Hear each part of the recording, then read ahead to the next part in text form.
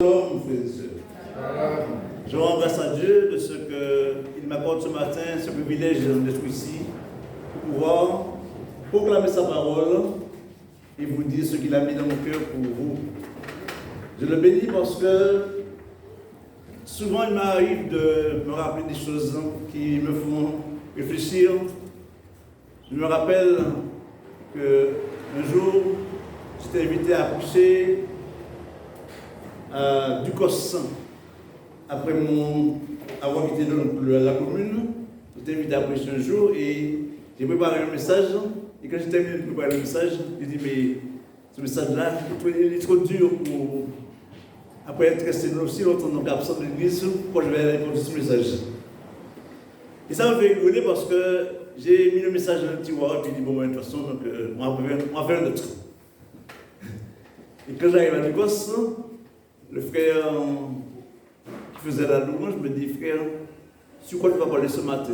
Alors je lui dis ce message que j'avais préparé en ce moment. Et pendant que je suis en train de lui parler, le Saint-Esprit me dit, ah bon? Ah bon? Alors quand j'entends cette voix, il me dit, ah bon, c'est ce que tu vas prêcher? Je dis, mais Seigneur, mais tu sais, je n'ai rien d'autre. J'ai laissé le message à la maison, j'ai pris autre chose. Mais pendant tout le culte de louange, le Saint-Esprit me dit, mais non, mais tu ne peux pas, même si tu ne te souviens pas du message, tu vas devoir le prêcher. Et je bénis le Seigneur parce que j'ai obéi à cette voix. Et quand il terminé de préparer le message, plusieurs personnes sont venues me voir et me disent, frère, tu nous as parlé ce matin. C'était à nous que ça faisait ce message. Et pourquoi je le dis en introduction, c'est parce que le Seigneur, il fait de grandes choses chaque fois dans nos vies.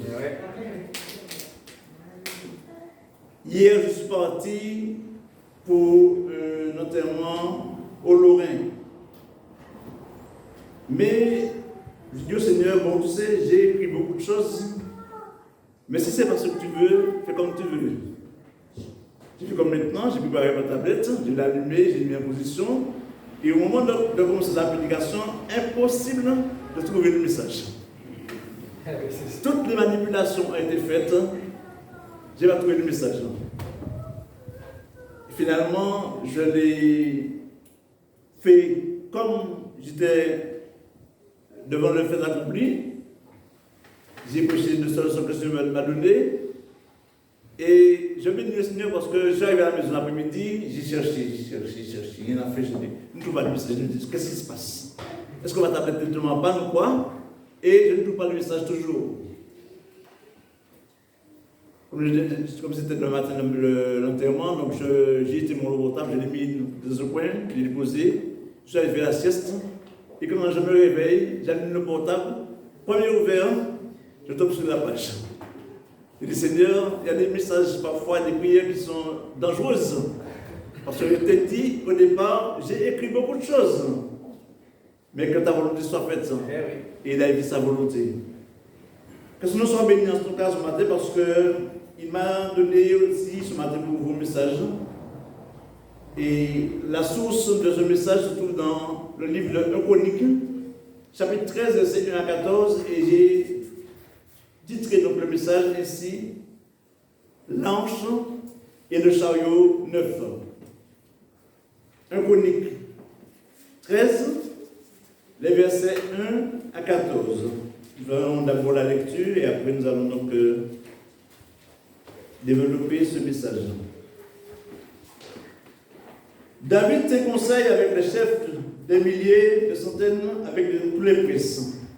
Et David dit à toute l'assemblée d'Israël, si vous le trouvez bon, si cela vient de l'Éternel, notre Dieu, envoyons des messagers de tous les côtés de nos frères qui restent dans toutes les contrées d'Israël, et ainsi que vers les sacrificateurs et les Lévites dans les villes où sont leurs banlieues, afin qu'ils se réunissent à nous. Et ramenons auprès de nous l'ange de notre Dieu, car nous ne nous sommes pas occupés du temps de Saül. Toute l'assemblée décide à verset 4 de faire ainsi, car la chose parut qu'on a à tout le peuple.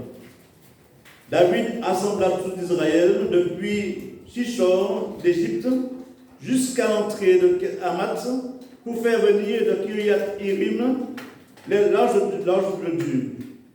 David, avec tous les Israël, monta à Baala, Kiriath Jérim, avec qui est à Juda, pour faire monter là, de là l'ange de Dieu, devant lequel est évoqué le nom de l'Éternel qui réside entre les chérubins. Ils mirent sur un char neuf l'ange de Dieu qu'ils emportèrent dans la maison d'Abinadab. Uza et Adjo conduisaient le char. David et tout le peuple d'Israël dansaient devant Dieu de toutes leurs forces en chantant et en jouant de la harpe, des luttes, des tambourins, des cymbales et des trompettes.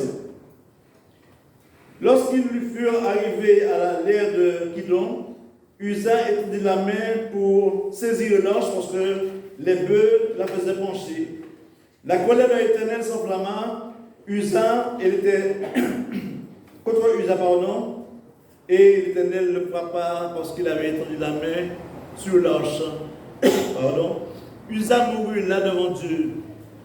David fut irrité de ce que l'Éternel avait frappé Uza de tel châtiment, et ce lieu, il a été appelé jusqu'à ce jour Péret Uza. David eut peur de Dieu ce jour-là, et il dit: comment ferais-je entrer chez moi l'ange de Dieu? David ne retira pas l'ange chez lui dans la cité de David, il la fit conduire dans la maison d'Obed-Édom de Gath. L'ange de Dieu resta 3 mois dans la maison d'Obed-Édom et dans sa maison. Et l'Éternel bénit toute la maison d'Obed-Édom et tout ce qui lui appartenait. Amen. C'est une lecture qui est riche en enseignements. Et pour le développer, nous allons donc avoir 6 questions pour pouvoir donc comprendre ce message, comprendre ce qui se passe. Le trait caractéristique de ce chapitre est mis dans le chapitre 6 du livre de Samuel. C'est-à-dire que Samuel ne parle pas, même s'il parle d'une partie de ce texte, mais il ne parlera pas de cette partie. C'est le désir de David, une fois la royauté acquise, de réunir le peuple tout entier, non pas autour de lui-même, mais autour de l'arche du trône de Dieu, sur lequel se trouvait le propitiatoire, afin de ramener l'arche de Kiriath Jérim, l'arche qui avait été négligée pendant le règne de Saül. La parole de Dieu nous enseigne aussi que plusieurs choses se sont passées dans cet événement.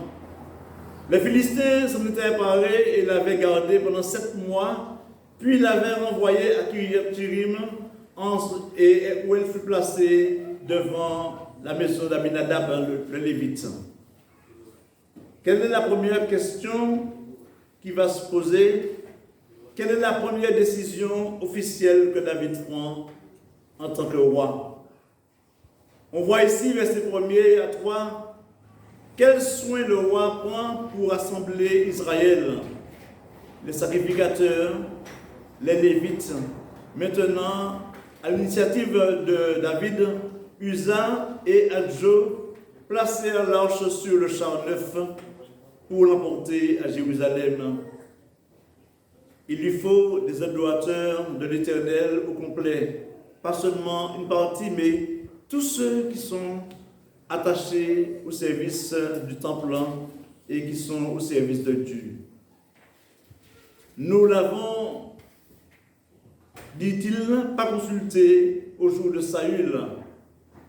Dans quel oubli l'arche n'est-elle pas tombée? Et David va donc prendre une décision parce que cette arche, c'est quelque chose de précieux. Un peu plus tard, je vais donc en parler et vous comprendrez pourquoi cette arche est si précieuse.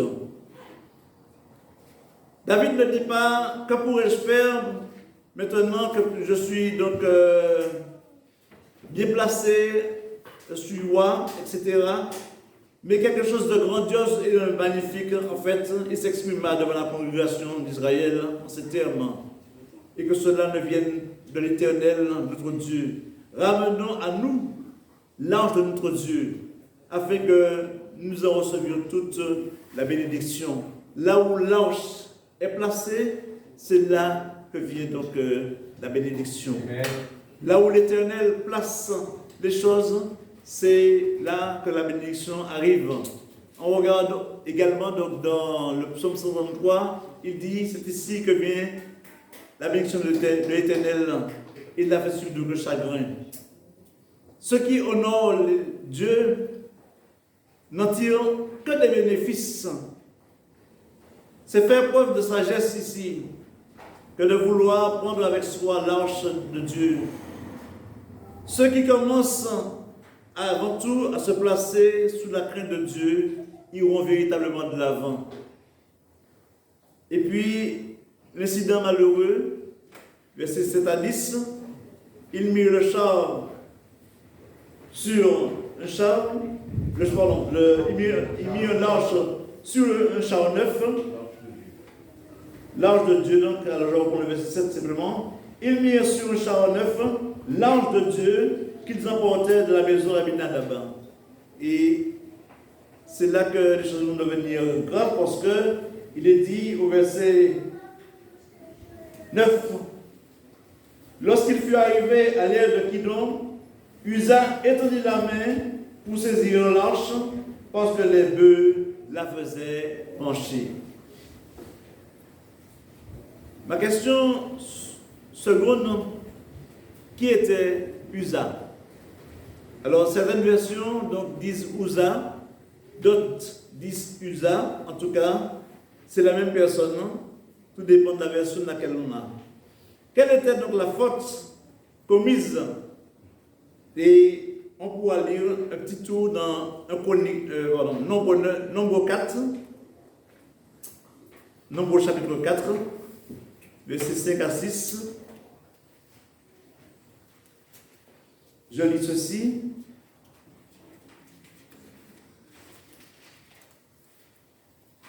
Verset 5 à 6, chapitre 4.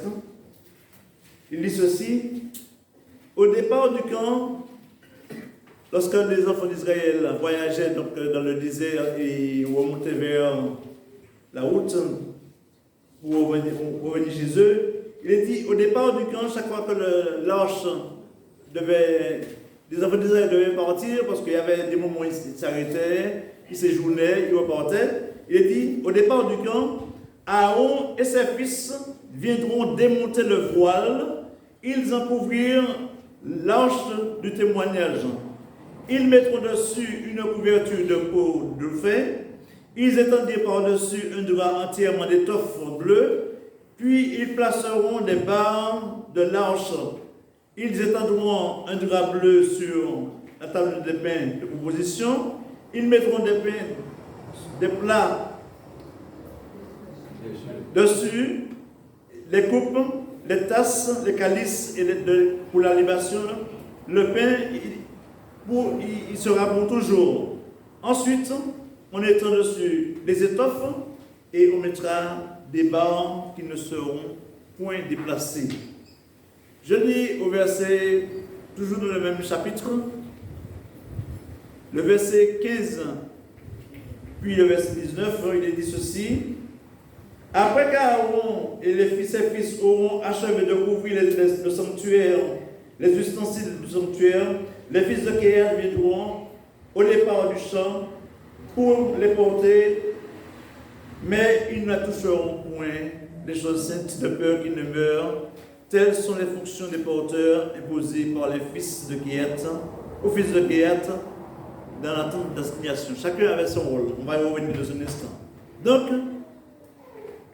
Uza et Adjo étaient donc des Béjamites, fils d'Aminadab, et Uza veut dire force, puissance, vigoureux, et la signification du nom de Adjo, signifie fraternité. Dans la loi de Moïse, l'Éternel avait donné des instructions précises, très précises, sur la façon dont les Israélites devront déplacer les ustensiles concernant le culte. Seuls les Lévites étaient habilités à manier les objets du culte et pouvaient les transporter sur un char tiré par des bœufs. Par contre, des règles strictes géraient aussi les ustensiles qui se trouvaient dans l'arche et dans le lieu très saint. Le service du tabernacle confié à la famille des Lévites. Alors, il y avait donc des Lévites, il y avait les Kéatites, ce sont les fils de Kéat. Ils portaient les arches, les objets du sanctuaire, après les avoir enveloppés selon les directives de nombre 4. Donc, c'était enveloppé, plusieurs couches de tissu, plusieurs étoffes, plusieurs couvertures dessus, et c'était transporté par les Kéatites. Ensuite, il y avait les Mirarites qui portaient les parties solides. Leur rôle était très important parce qu'ils étaient responsables des bases et des fondements. Donc tout ce qui était donc les poteaux, les anneaux, etc., ils portaient donc toute cette partie. Ensuite, les Gershonites qui portaient la partie textile, les tentures tissées par les femmes dans leur maison, et ça, c'est un témoignage dans ce monde. Parce qu'il y a un ordre bien précis dans les choses. Et j'ai dit donc tout à l'heure, je le redirai maintenant, aucun Dieu n'avait choisi sa fonction car l'Éternel la leur avait attribuée. Personne ne pouvait déclarer que moi je veux porter, je veux faire parce que l'Éternel leur avait donné ce rôle, cette mission. Je dis au passage que Kéat, les Kéatites, les Mirarites et les Gershonites sont le nom des familles issues de Moïse. 3 fils qui étaient donc Lévites et qui avaient donc maintenant ce rôle parce que Moïse lui-même était donc parmi la famille des Lévites. Aaron, son frère, était donc un souverain sacrificateur et de père en fils, ça devait se faire surtout sous la direction du sacrificateur. Aucun d'eux, je disais, n'a choisi, car c'est l'Éternel qui a attribué donc les fonctions. L'Arche de l'Alliance en particulier, ce coffre qui symbolise la présence divine et tout ce qu'il contenait devait être porté à dos d'hommes par des membres d'une famille de Lévites appelés les Kéatites. De plus, ces objets ne pouvaient être touchés qu'une fois emballés. 2 passages de l'Ancien Testament précisent ces règles. On fabriquera un coffre de bois d'acacia, tu le plaqueras d'or pur à l'intérieur et à l'extérieur, tu couleras 4 anneaux d'or et tu fixeras aux 4 coins du côté du coffre, 2 de chaque côté. Tu tailleras aussi donc, les barres en bois d'acacia, tu les placeras d'or, tu les engageras dans les anneaux, le long des côtés du coffre, pour qu'on puisse la porter. Les barres devront rester en permanence sur les anneaux du coffre, on ne les retirera pas. Ça, c'est donc l'ordre que Dieu donne à Moïse lors de la confection de l'arche qui va avoir cette signification. Et voilà donc comme si il doit donc la porter, il doit en prendre soin, il doit être attentif à ce qu'il fait. Les barres devront rester en permanence dans les anneaux du coffre et on ne les retirera pas. Donc, pour la table des pains de position, pour l'arche également, c'est porté par un anneau, mais ça doit être couvert. Quand Aaron et ses fils auront fini de couvrir le sanctuaire et tous les ustensiles, au moment du départ du camp, les Kéatites viendront pour les porter. Ils ne la toucheront pas directement, les choses saintes, car ils seront mis à mort. Exode 25, verset 10 à 15, Nombre 4, verset 15. Au vu de la piété du roi David, il est étonnant qu'il n'ait pas suivi les prescriptions de la loi de Moïse à la lettre. Sans doute, il ignorait que c'était ça. Peut-être que, vous savez, donc, il y a des déperditions d'informations et peut-être que des siècles se sont passés avant qu'il arrive à la royauté. Il n'a peut-être pas eu ces éléments et il ne savait pas.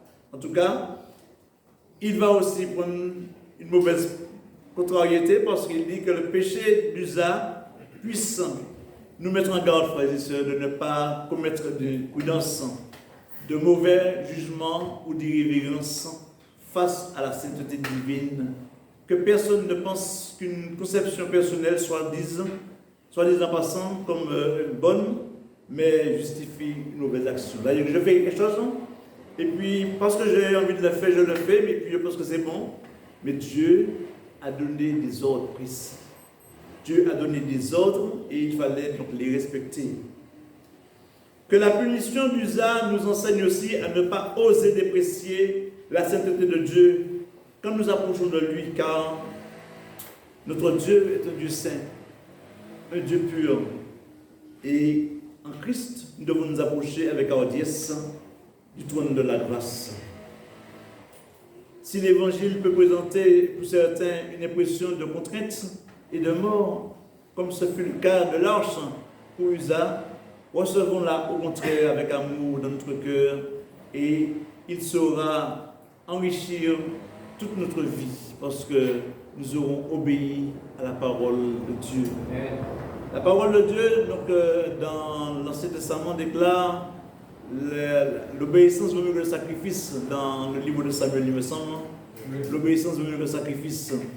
Donc, si nous désobéissons, frères et sœurs, nous allons en payer donc, conséquences. Nous devons accepter les choses, accepter le rôle de chacun. Comment David accueille-t-il la nouvelle de la mort d'Uza? Versets 11 à 14, il est dit: David fut irrité de ce que l'Éternel avait frappé Uza de tel châtiment, et ce lieu a été appelé jusqu'à ce jour Péret Uza. Il apparaît que David n'a pas pris toute conscience de ce qui se passait, de la faute commise qu'il avait omise non plus. Par contre, il a pris la dure leçon que selon comme quoi on ne plaisante pas avec Dieu. Car il est dangereux de ne pas prendre les choses de Dieu au sérieux et les choses divines. La loi de Dieu n'est pas une simple suggestion, mais bien plutôt un ordre à respecter de son esprit et à la lettre. Question 5. L'arche de l'alliance est-elle un instrument de bénédiction ou un instrument de malédiction? Et nous voyons donc les réponses dans le verset 10 à 14, où il dit aussi: la colère de l'Éternel s'enflamma contre Uza, et l'Éternel le frappa parce qu'il avait étendu la main sur l'arche. Uza mourut là devant Dieu. Puis verset 14, l'arche de Dieu resta 3 mois dans la maison d'Obed-Édom, et l'Éternel bénit la maison d'Obed-Édom et tout ce qui lui appartenait. David a eu peur lorsqu'il a vu que Uza est mort, et il a dit: comment ferais-je entrer chez moi l'arche de Dieu? Et il ne retire pas l'arche chez lui, mais il la met dans la cité, donc dans la maison d'Obed-Édom, alors qu'il avait fait une place pour elle dans la cité de David à Jérusalem. Il la mettra chez Gath. Et puis, question 6, comparez donc la manière dont David prenait les décisions à celle de Saül. L'ange de Dieu resta 3 mois dans la maison d'Obed-Édom, dans sa maison. Et l'Éternel bénit la maison d'Obed-Édom et tout ce qui lui appartenait.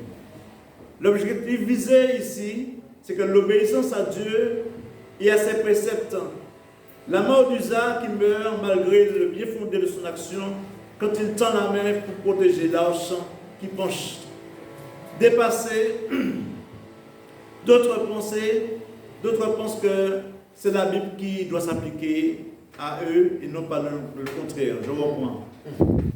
Beaucoup de personnes donc, pensent que je lis la Bible, mais elle doit s'appliquer à moi et pas le contraire.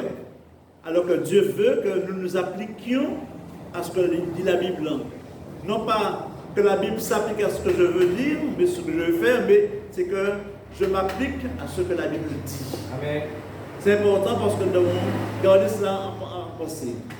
Donc, lorsqu'on est devant cette situation, on doit se dire, mais non, mais Dieu dit une chose, Dieu décide une chose. Et c'est là ce que David apprend maintenant, parce que après avoir ramené donc l'arche, il va réaliser que finalement, Dieu avait donné des ordres et c'était... J'ai envie de dire parfois, quand je réfléchis sur cette tête, je dis, mais c'est David qui devait mourir, c'est lui le roi. Mais Dieu a décidé autre chose. Le roi va devoir subir l'affront par la mort de son serviteur. Et lorsqu'il voit donc Uza mourir, eh bien, il doit être lui-même prendre conscience que sa faute était grave et que c'est notre pays. Ça, on appelle ça donc des dommages collatéraux. Voilà, merci frère. Les dommages collatéraux, c'est Uza qui meurt alors qu'il avait une bonne action, une bonne pensée, mais il n'était pas permis de toucher à l'arche. Bon, la première bêtise, c'est d'avoir emmené sur le char et après, donc, ce qui arrive, hein, le char penche, mais forcément, donc, on a envie d'empêcher que ça tombe. La résolution de David, à partir de cela, nous amène à voir dans le chapitre suivant. Les Philistins apprirent que David, verset 8, chapitre 14, que David avait été oint pour roi sur Israël, et ils montèrent tous à la recherche de David. David, qui en fut informé, sortit au-devant d'eux, et David consulta Dieu en disant, monterai-je contre les Philistins, les livreras-tu entre mes mains? Et l'Éternel lui dit, monte, je le livrerai entre tes mains. À partir du moment qu'il a l'arche à Jérusalem, il va à l'arche poser la question à Dieu.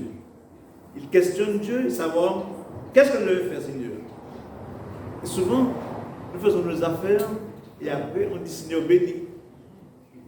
Mais David, là, maintenant, il a compris que maintenant, c'est plus ça. Je dois consulter l'Éternel et en fonction de ce qu'il me dit, je fais. Écoutez bien, l'Éternel lui dit, monte, je le livrerai entre tes mains. Ils montèrent à Baal-Pératim, où David les bâtit, puis il dit, Dieu a dispersé mes ennemis par ma main, contre les eaux, comme les eaux qui s'écoulent. C'est pourquoi on a à ce lieu le nom de Baal-Pératim. Ils laissèrent là les Philistins, leur Dieu qui fut roulé au feu d'après l'ordre de David. Les Philistins se répandirent de nouveau dans la vallée. David consulta encore Dieu, et cette fois-ci, écoutez bien, et Dieu lui dit, tu ne monteras pas après eux, mais détourne-toi d'eux, et tu arriveras sur eux vis-à-vis des mûriers. Quand tu entendras le bruit des pas dans les cimes des mûriers, alors tu sortiras et tu combattras. Car c'est Dieu qui marche devant toi pour battre l'armée des Philistins. Verset 16, David fit ce que l'Éternel lui avait ordonné, et l'armée des Philistins fut battue depuis Gabon jusqu'à Gézer. La renommée de David se répandit dans tout le pays, et l'Éternel se le rendit redoutable dans toutes les nations. À toutes les nations, pardon. David se bâtit des maisons dans la cité de David. Il prépara une place et il y mit l'arche qu'il dressa pour aider une tente. Alors David dit, l'arche de Dieu ne doit pas être transportée par des Lévites. Verset 2, pardon. Que par des Lévites. Que par des Lévites. Très important. Que par des Lévites. Notez bien. Car l'Éternel les a choisis pour porter de l'arche et pour en faire le service à toujours. Amen. Amen. Amen. Je vois que l'Assemblée du Vauclin écoute et attentive. Et merci en tout cas pour cela. David assemblant tout Israël à Jérusalem pour faire monter l'arche de l'Éternel à la place qu'il avait préparée. Il leur dit, vous êtes des chefs de famille des Lévites, sanctifiez-vous, vous et vos frères, et faites monter à la place que j'ai préparée l'arche de Dieu, du Dieu d'Israël. Et puis il leur dit en tout cas, si ça s'est arrivé antérieurement, c'est parce que vous n'étiez pas là la première fois. L'Éternel, notre Dieu, nous a frappés car nous ne l'avons pas cherché selon la loi. Il manquait des Lévites. Il manquait ceux qui étaient attachés au service pour nous dire non, pas sur un char, mais supportés à dos d'hommes sur les épaules. Il dit en tout cas, parce que vous n'étiez pas là la première fois, l'Éternel, notre Dieu, nous a frappés car nous ne l'avons pas cherché selon la loi. Sanctifiez-vous et sanctifiez vos frères et portons ensuite l'arche là où la place où je l'ai préparée. Les sacrificateurs des Lévites se sanctifièrent pour nous faire monter l'arche de l'Éternel, Dieu d'Israël. On ne fait pas ça n'importe comment, frères et sœurs.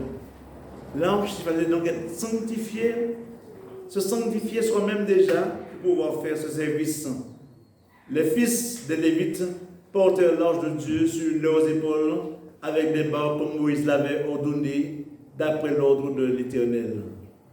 Que le Seigneur dans sa grâce nous donne à pouvoir obéir à ses exigences, obéir à ses ordonnances. Ne pas dire, ça c'était pour nos 7 ans. Ça nous arrive parfois de dire, ah mais non, mais c'était à l'époque. Devant Dieu, il n'y a pas d'époque. Quand Dieu dit une chose, tant qu'il n'a pas dit que c'est fini, on doit continuer. On doit aller jusqu'au bout parce que Dieu veut que nous puissions le servir comme il veut. Il veut que nous soyons donc des hommes qui le servent dans la sanctification, dans l'obéissance et surtout être toujours attentifs à ses ordres. Que Dieu nous sa grâce nous bénisse et qu'il nous assiste ce matin. Nous allons donc courber nos fronts et demander au Seigneur son assistance. Papa, que ton nom soit loué, que ton nom soit glorifié, que ton nom soit exalté, Seigneur éternel, parce que tu es le Dieu éternel. Lorsque tu dis, la chose arrive. Lorsque tu ordonnes, elle existe. Et tu veux que nous puissions apprendre à marcher dans l'obéissance de notre Dieu, marcher dans la sanctification, mais nous rappeler une chose, c'est que tu es Dieu. Et tu dis une chose, et elle doit se faire selon ta volonté. Tu disais à Job, qui ose obscurcir mes desseins. Alors Seigneur éternel, nous voulons vraiment nous plier à ta volonté et toujours veiller à ce que chaque action que je fais, que ce soit à l'église, chez moi, ailleurs, vérifier est-ce qu'elle rentre dans ton approbation. Est-ce que tu mets dessus ton sou? Est-ce que tu approuves la chose que je fais afin que je la fasse selon ta direction, selon ton contrôle, selon ta bénédiction. Bénis ton nom ce matin. Que toute gloire, toute honneur, toute louange, toute puissance te reviennent dès maintenant et pour l'éternité. Amen. Amen.